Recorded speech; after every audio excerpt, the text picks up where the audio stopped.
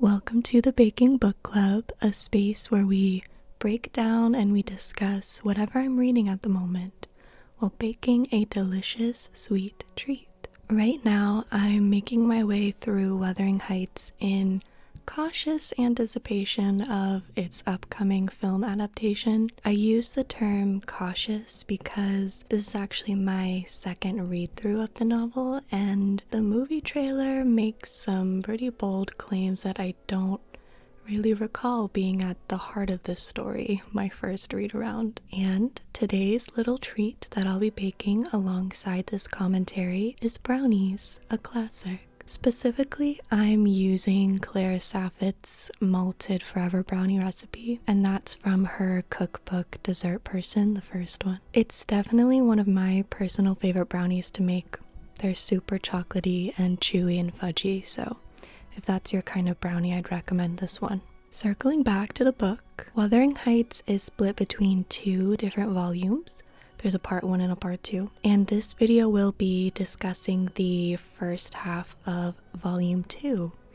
We are officially halfway through the book. Yay! Let me remind you where we left off before we continue, just in case you forgot. So Isabella and Heathcliff are now married, and Isabella is beginning to see the mistake she made in going through with all of this. Kathy is still unwell. Nellie reports this to Heathcliff, adding that Kathy has probably already forgotten about him by this point, given her state. Heathcliff, of course, won't believe it until he speaks to Kathy himself, so he gives Nellie a letter for her asking for a visit, and that's where volume 1 ended.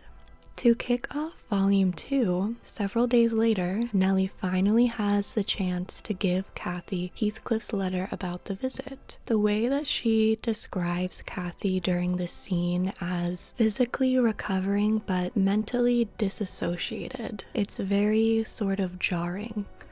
On the outside, she seems alright, just like the weather that day. This is like the only time in the entire book where the weather is sunny and pleasant, which is odd for a town that's typically described as chilling and as dreary. And of course, the weather is nice when Kathy's locked inside of the Grange house. All of this imagery that Nellie's describing at this time, especially around Kathy and the weather, just reminds me of the term terminal lucidity, where people get a surge of energy just before they die. Especially because Nellie says that Kathy has a calm demeanor and an unearthly beauty. She's gaining back weight and looking less haggard per se, and yet Nellie still feels this energy around Kathy, like she's, quote, doomed to decay. I think the weight of her reality has really set in over the second half of volume 1 especially, and it's literally taking the life out of her. Heathcliff, in his typical fashion, doesn't wait for Kathy to read the letter that he wrote. He just barges right in because he's been circling the house for days, just out in the wilderness waiting for some kind of answer. It's very creepy and stalkerish, which is on brand for Heathcliff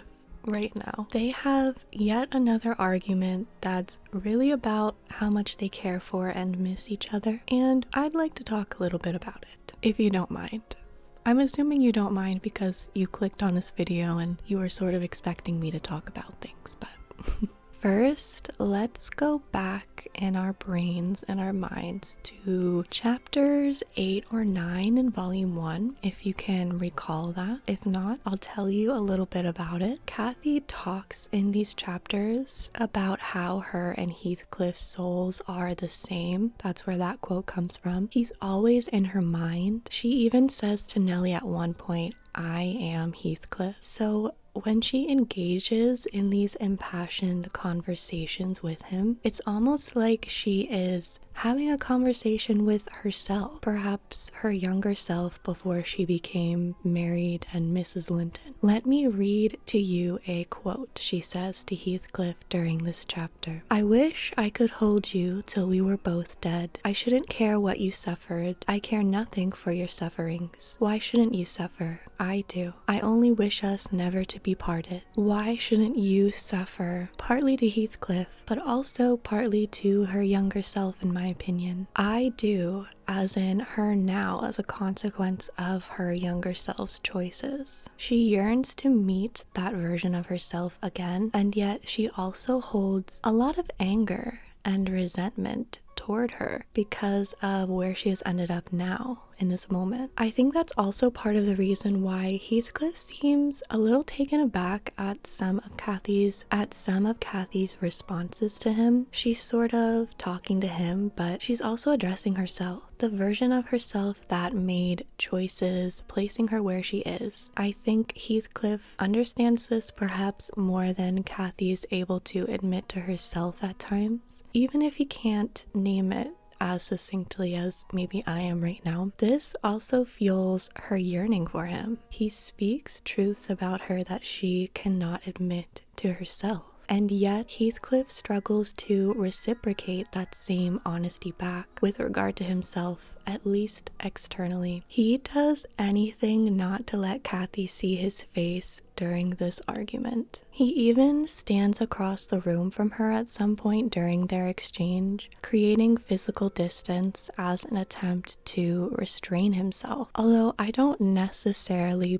blame him for this. Every time he does express physical emotion, he's described as aggressive and territorial and savage by a lot of the other characters in this book. When Cathy displays physical emotion, she's believed to be hysterical and out of her mind. Both of these accusations feed off of stereotypes that serve to further repress these bubbling feelings until they are forced to be freed through these kinds of explosive conversations. There is an air of death lingering throughout this entire chapter. Cathy alludes to her demise several times. She seems to be more than at peace with it, believing it to be her only genuine means of freedom and of escape at this point. She says that soon she will be, quote, above and beyond you all. Cathy also sort of frames her death as her own version of revenge. Once her energy is anywhere and everywhere all at once,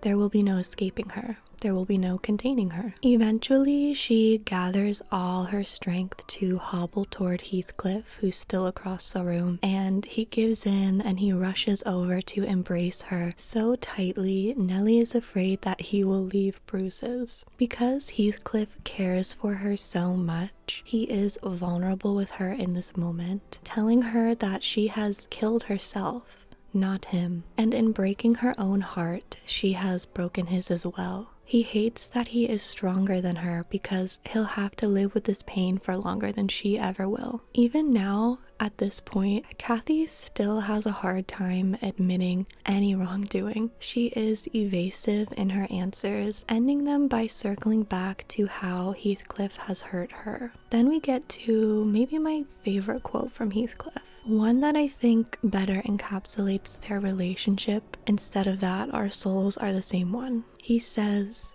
"Kiss me again, and don't let me see those eyes. I forgive what you have done to me. I love my murderer, but yours, how can I? I forgive you for what you have done to me, but I can't forgive you for what you have done to yourself." It's just so heartbreaking, and he can't even look into her eyes to say that to her or anymore at all because they are so desolate and removed from the girl that he used to know, the same girl that he knows that she misses too.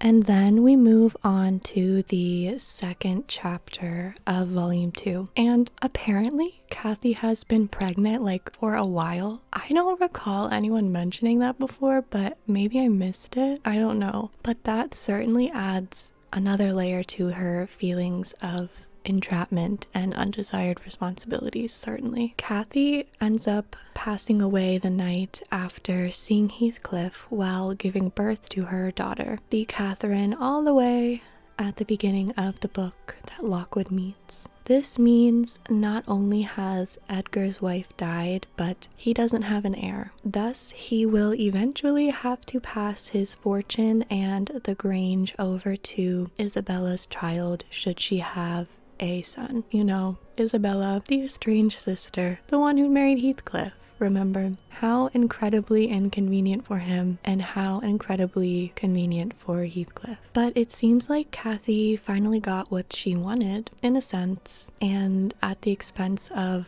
all of these other people in her life. Her expression post-mortem has softened into a smile where it will rest there eternally. She's finally at peace. She's finally free. Edgar lays next to her in bed for a while with this juxtaposed, anguished expression all over his face because he knows what is to come now. He has to carry that burden alone. And now Nellie has the unfortunate task of informing Heathcliff of all of this news. To no one's surprise, he does not take it well.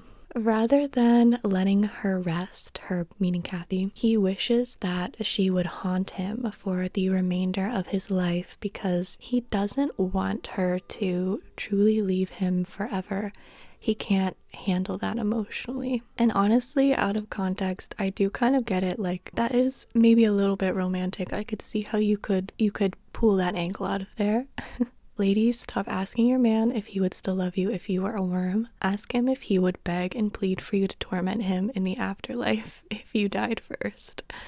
That's how you'll know if he's a real one. I really don't have anything super profound to say for this chapter. It's just a sad reminder that nobody in this book gets what they want. Not even Cathy. She didn't really want to die, but at this point she felt like there was no other choice to escape this life that she had a hand in creating. Also, I know we're already over halfway through the novel at this point, but I thought this was a good time to add a little disclaimer about suspension of disbelief. As we have seen, both Cathy and Heathcliff can be quite melodramatic, especially in these past few chapters. I don't comment on it much because that's really just one of the many conventions of Gothic fiction as a genre. That, alongside the otherworldly and passionate obsession, works to create this unsettling feeling of awe within Cathy and Heathcliff's relationship. That's an important characteristic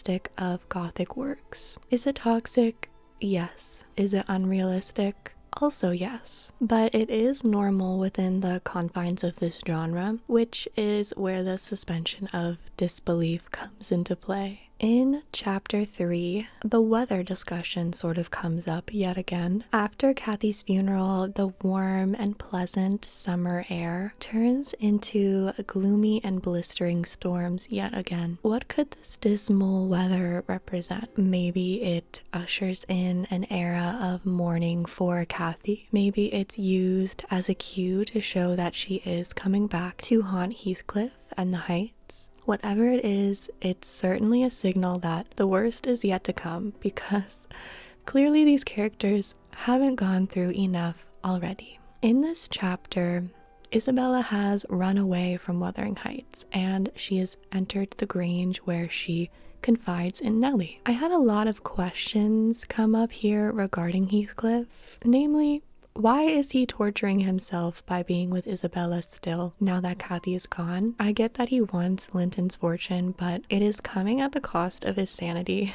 And is it really worth it at this point? Can't he just be satisfied with what he's taking away from Hindley? I don't have answers to those questions yet, but I guess we will see as the second half of the story progresses. As an aside, Nellie cracks me up sometimes for real. Isabella is telling her how much of a monster Heathcliff has become to her and how she has absolutely no idea what Cathy saw in him. You would think that Nellie could muster some sort of empathetic reply, but no. Her response to that is, well, I'm sure there are worse men out there. She is so over all of these people's shenanigans, a lot of which admittedly are self-inflicted, that she's had to listen to and pretend to care about for most of her life. This reminds me of when Cathy would try to lament about Edgar and Heathcliff to her when she was younger, and yet as much as she acts over it in the moment, you know that if she worked in a normal family, she would be bored out of her mind. I mean, look how much she was willing to share with Lockwood when he asked. She was waiting waiting for the opportunity to gossip about them. I will give you an abridged version of why Isabella decided that now was the time to flee Wuthering Heights. So Hindley locked Heathcliff out of the house one day and tried to get Isabella in on his plan to off Heathcliff, essentially. Isabella was not down to be an accomplice, not today. Instead, she thought it was a better idea to taunt Heathcliff with Cathy's death, telling him that he has nothing to live for anymore, so he should just end his own life. Wow. Obviously, that doesn't go over very well. Hindley and Heathcliff end up getting into an altercation, sort of sparked by those comments, that nearly kills Hindley. The next day, the three of them are sitting by the fire in silence, like nothing even happened, when Isabella starts going on and on about how everyone assumes that Heathcliff's return here is what ultimately killed Cathy, and how Cathy would be disgusted at his treatment of her brother.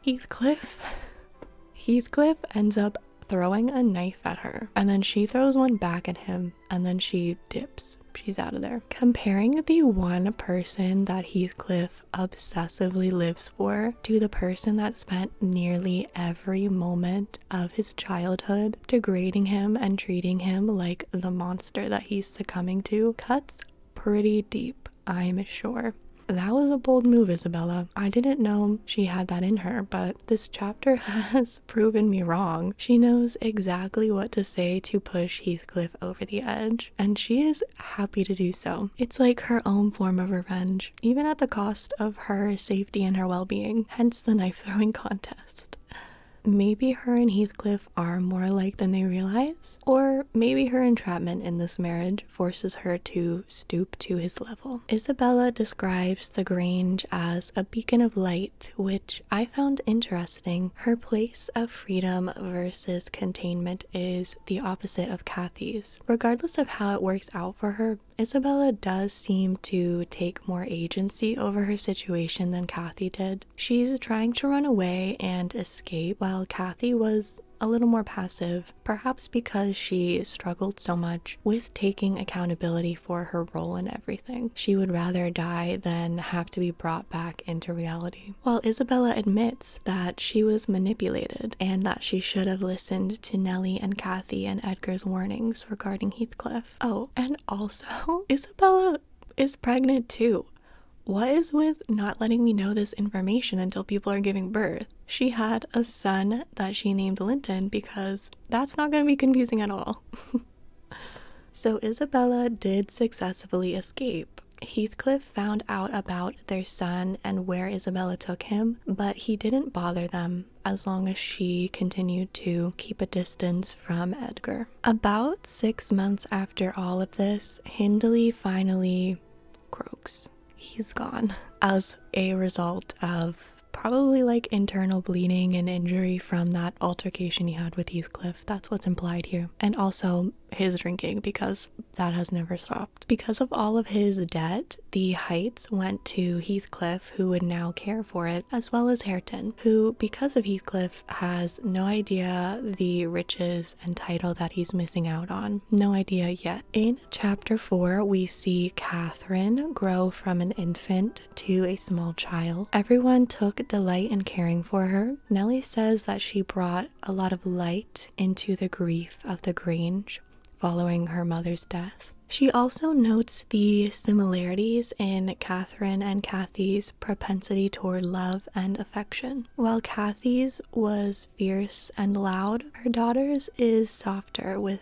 more depth. For the next 13 years or so, Edgar pretty much shuts Catherine up in the Grange away from society. She knows nothing of Heathcliff or of Wuthering Heights. I wouldn't say she feels trapped necessarily. She doesn't seem to mind her father's introverted wishes. However, she is curious about what lies outside of her home. I'm apprehensive to see how Edgar and Nellie handle this, because she can't stay a recluse forever. There is a juxtaposition here between Kathy and her daughter's upbringing. Kathy went from virtually unrestricted roaming around this age to being bedridden at the Grange. Catherine, on the other hand, has spent most of her childhood isolated from society and believes that her freedom to go to and fro will come once she reaches womanhood. Both Kathy and Catherine have the similar exploratory spirit, and yet, similar to Isabella and Kathy, their opposite spaces end up entrapping them. And by that I mean Kathy's relationship to the Grange and its inhabitants versus Catherine's eventual relationship to the Heights and its inhabitants. Speaking of Isabella, this is about the point in time where she gets ill, you guessed it, and she is nearing death. She writes to Edgar begging him to take her son into safekeeping before Heathcliff can. So off Edgar goes, leaving Catherine in the hands of Nellie. Catherine, being the young teenager she is, sneaks off one day to explore, ending up at the Heights property. Thankfully, Heathcliff isn't home yet, but she does meet her cousin Hareton. When the house staff tries to tell her that he is her cousin, she doesn't believe them because of their stark differences in demeanor and intelligence levels, which you could call snobby.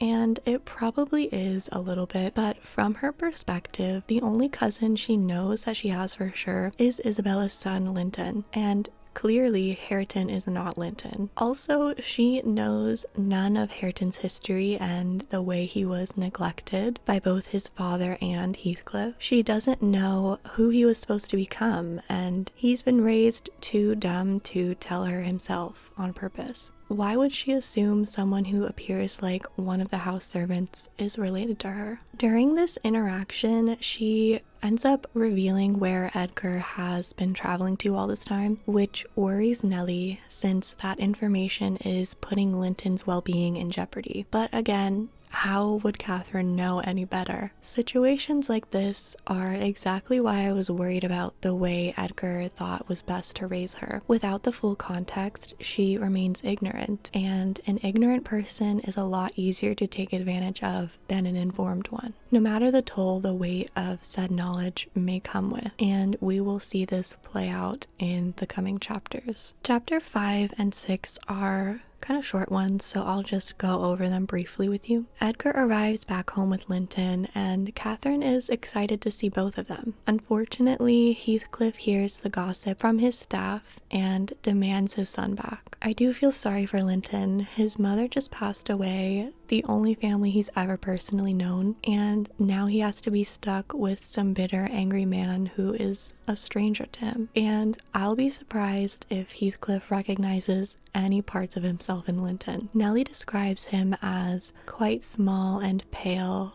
and fragile. I'm curious to see how Heathcliff will handle this. Poor Catherine was so excited for a friend her age to play with, and now he has to go. And Linton didn't even know that he had a father. Edgar and Nellie have to lie to him to convince him to go, telling him that it's only for a little while and that Edgar and Catherine will come and visit him often. Linton didn't ask to be born, didn't ask to be here, and now he is stuck with a resentful Heathcliff. During his first interaction with his son, Heathcliff refers to Linton as an it and calls him his property. He examines Linton head to toe and finds no trace of himself externally. I wonder if Linton visually looked more like his father, how that would impact Heathcliff's treatment of him. Would that matter at all? Or does the fact that he is a Linton and not from Kathy outweigh any similar resemblances? He promises Nellie that he will take care of Linton, but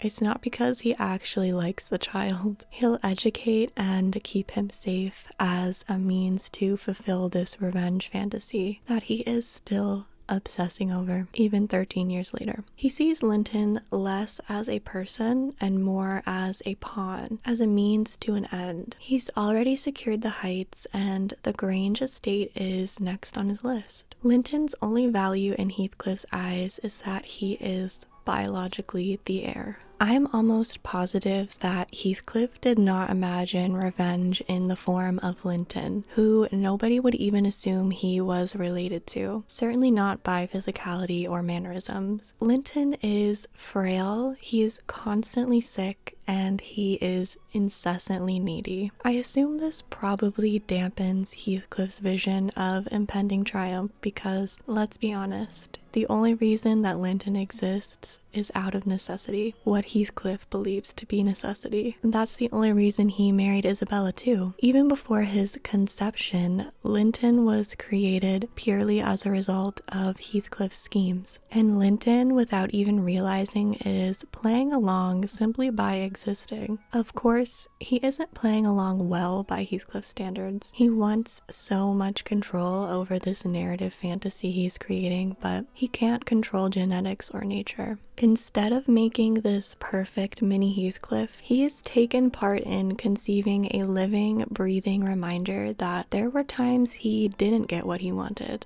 times that served him great pain. At this point, Hareton seems more like Heathcliff than his own son does, which I'm sure angers him too. Other characters see that as well. Lockwood, at the beginning of the book, mistakes Hareton for Heathcliff's son, and now in chapter 7, Catherine is doing the same exact thing. I'm sure that it stings having Hindley's son of all people bear more resemblance than his actual son. So several more years have passed, and Catherine is now about 16. She stumbles into Heathcliff's property once again and meets him for the first time. Nellie's with her too, and she tries to convince Catherine to turn around and go back home. But Heathcliff puts on this charm and invites her into the Heights. Catherine, having no reason in her mind not to go, accepts. Nellie keeps getting upset with Catherine for getting herself in these situations, but she knows none of the lore and you guys won't tell her. Everyone seems to think withholding information and keeping her locked away is some long-term solution. Clearly not. She is a teenager, she's gonna be curious. It's in this chapter that Heathcliff reveals his motive for inviting Catherine to Wuthering Heights. It's not just to annoy Edgar. He wants Catherine and Linton to marry. Yes, the two cousins. I think there's two clear reasons why he desires this. At a surface level, Catherine and Linton will become joint successors to both of these states, not only Linton. This puts Edgar in an uncomfortable position. If he says no, then Catherine gets no inheritance from her family. No house, barely any money, nothing. But if he agrees, he'll be giving in to Heathcliff's crazy demands, making his lineage tied to Heathcliff forever. Which leads me to my next point. If that wasn't bad enough, deep down, there's more to this for Heathcliff. Remember, revenge is his exterior motivator. Linton and Catherine marrying is the only way that pieces of himself and of Cathy get to be together and live on past their time as individuals, even in a sick and twisted cousin love kind of way. Catherine reunites with her cousin and is asking a lot of questions. Heathcliff tells her the reason he never visits the Grange is because he had an argument with Edgar long ago about marrying Isabella. Edgar thought he was too poor for her. Yeah, sure. That's the reason. During this conversation, Heathcliff is getting annoyed that his actors, I mean Catherine and Linton, aren't playing along with the imaginary storyline he's written for them. If only fanfiction writing was a thing back then, Heathcliff would have been so good at that, and so many livelihoods would have been saved as a result. Imagine Heathcliff x Cathy, friends to lovers, angsty romance, happily ever after. Anyways, Linton doesn't want to listen to Heathcliff's suggestion to take Catherine outside to play because he'd rather sit and rest by the fire. And Catherine isn't a fan of the unmannered nature of Hareton, the one that's actually more similar to Heathcliff. Heathcliff says something quite revealing here about how he views Hareton and Linton comparatively, and I also think it's quite telling of the way he sees himself too. He compares Hareton to, quote, gold put to the use of paving stones, and Linton to, quote, tin polished in the service of silver, aka Hareton is wasted potential and Linton's air of potential is deceiving. Heathcliff believes Hareton has more inherent value than Linton could ever be capable of. Part of me wonders if a reason why Heathcliff doesn't see the value in Linton, besides his sickly nature, is because he still struggles to see the value in himself. I mean, no one in their right mind would go through with all of this or any of this if they genuinely felt secure in themselves. Heathcliff now has all of these external materials and physicality that should bring him value in theory, but does he actually feel valuable? If only they had therapy back then too. That's all that Heathcliff needs, really.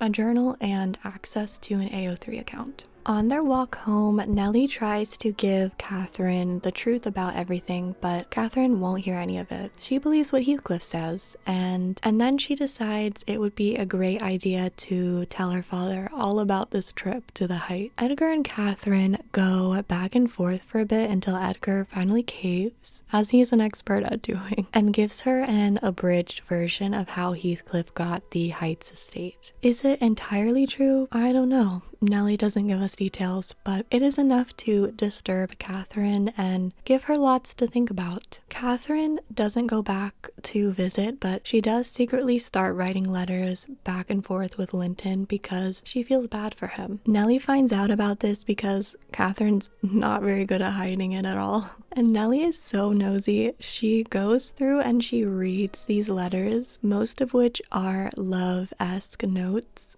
She finds them to be rudimentary and embarrassing. She says, whether they satisfied Kathy, I don't know, but they appeared very worthless trash to me. Which is an absolutely brutal read from Nellie. The two get into an argument about the letters the next day, and I do feel for Catherine, but this part was very amusing to read.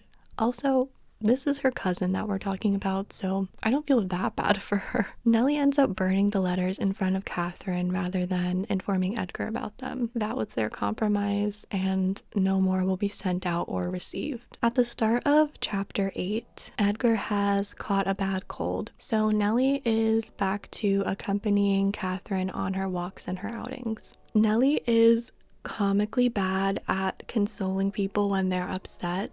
Catherine is crying about how sad and lonely she's gonna be once her father passes away and Nellie passes away. And Nellie's response is, well, who's to say you won't die before us? Empathy fears her. But Catherine has a point. She has no community outside of Nellie and her father. They're both so worried about her forming relationships with Heathcliff and with Linton, but they're not giving her anyone else to supplement that natural need. Someone her own age to have fun with. There seriously aren't any other people in this town besides her cousins. Also, I don't believe Edgar's getting better after this cold. During her walk with Nellie, Catherine's hat blows off of her head and over a gated wall. She climbs over to get it, and Heathcliff just so happens to be riding over with his horse. I swear, he spends most of his days just out there lurking in the woods, waiting for the slightest movement at the Grange. He tries to guilt Catherine into another visit, saying that her abrupt halt in writing letters has crushed Linton and is literally killing him, as if a faint gust of wind wouldn't take that boy out.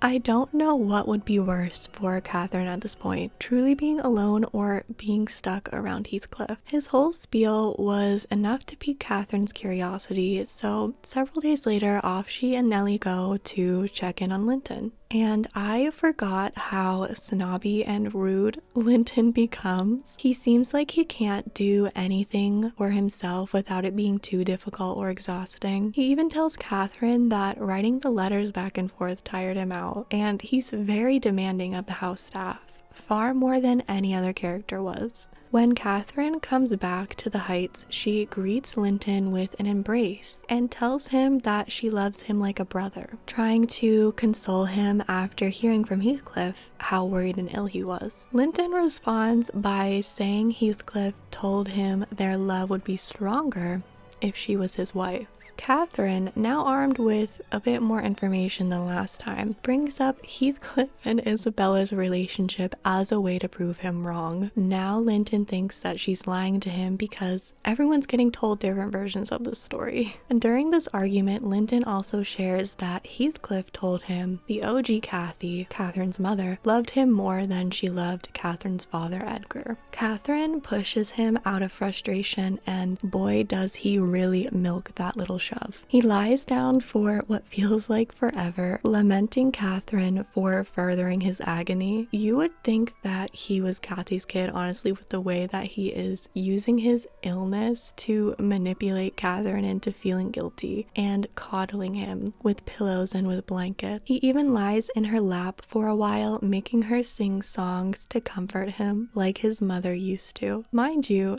this is a 15-year-old boy. He is more than old enough to know exactly what he's doing. Catherine feels bad for him, but more in a pity kind of way. She sees him as like a doll or a pet to dress up and care for, rather than viewing him on an equal field. Unfortunately, she has fallen victim to the "I can fix him" curse.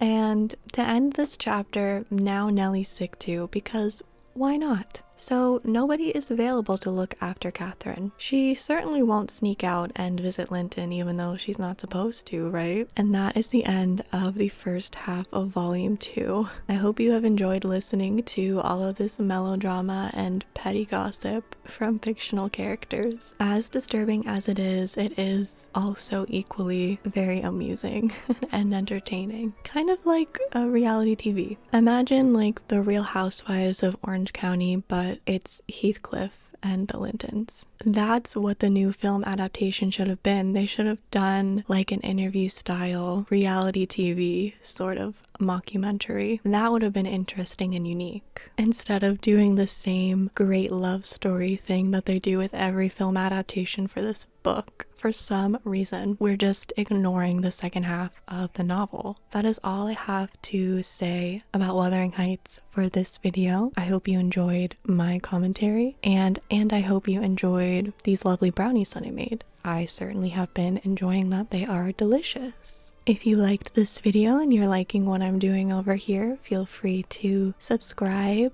and watch more videos from me. That would be great. And if you haven't read Wuthering Heights before, I want you to comment down below and tell me how you think the story ends, because I'm very interested to hear some outsider perspectives. I will see you all probably next week for the last installment of Wuthering Heights. Get ready. Goodbye.